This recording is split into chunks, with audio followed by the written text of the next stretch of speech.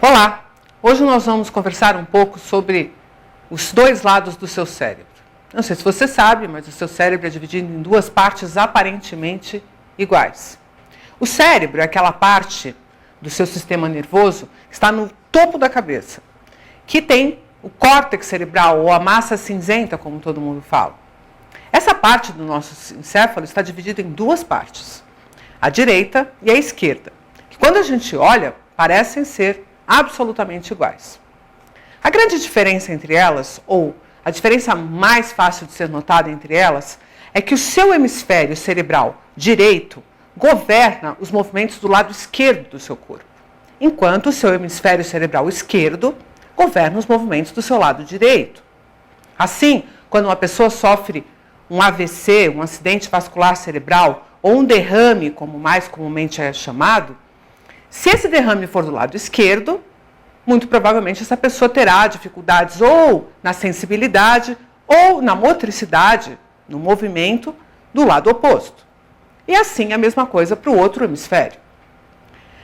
Só que não são só essas as diferenças que os dois hemisférios guardam entre si. Só um desses hemisférios desenvolve uma das funções mais importantes que nos destacam de todos os outros animais: a função de linguagem. A linguagem é a função que determina qual desses dois hemisférios terá o pensamento abstrato, o cálculo matemático, várias das funções que nós temos como próprias do ser humano. E elas provavelmente se desenvolvem nesse hemisfério, porque este hemisfério é quem tem a linguagem. O outro hemisfério é o hemisfério não linguístico ou não dominante. Esse hemisfério não tem uma linguagem elaborada, tem uma linguagem rudimentar, como de outros animais.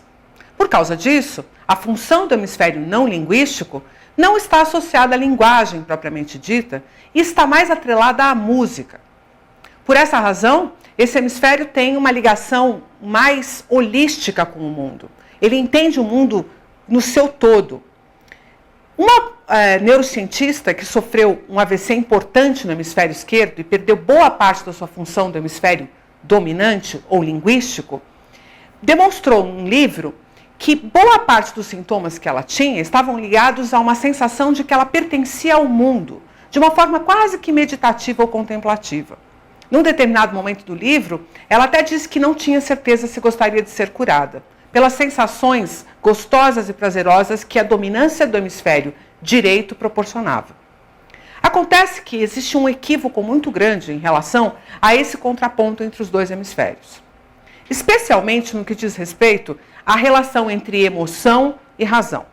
Disse que o hemisfério dominante ou hemisfério linguístico está diretamente relacionado às nossas decisões racionais, enquanto o hemisfério não dominante ou não linguístico estaria mais ligado às nossas emoções. A verdade é que ambos os hemisférios trabalham em cima das nossas emoções, em cima de um outro sistema, chamado de sistema límbico, que atende a esses dois hemisférios simultaneamente. A grande diferença é o que cada um desses hemisférios faz com a informação que é destinada a ele.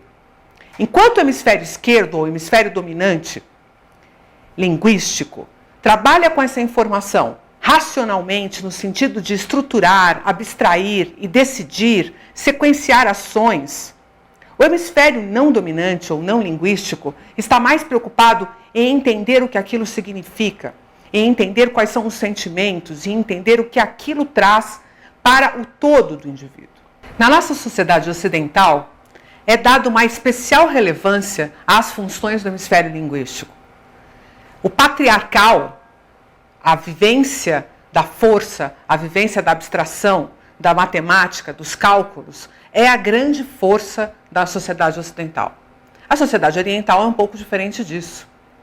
Ultimamente, os nossos jovens estão recebendo uma educação um pouco mais balanceada entre o hemisfério dominante e o hemisfério não dominante. Por essa razão, nós podemos estar tendo o desenvolvimento de comportamentos outros que não aqueles esperados. Mas isso é assunto para uma outra hora. Um abraço.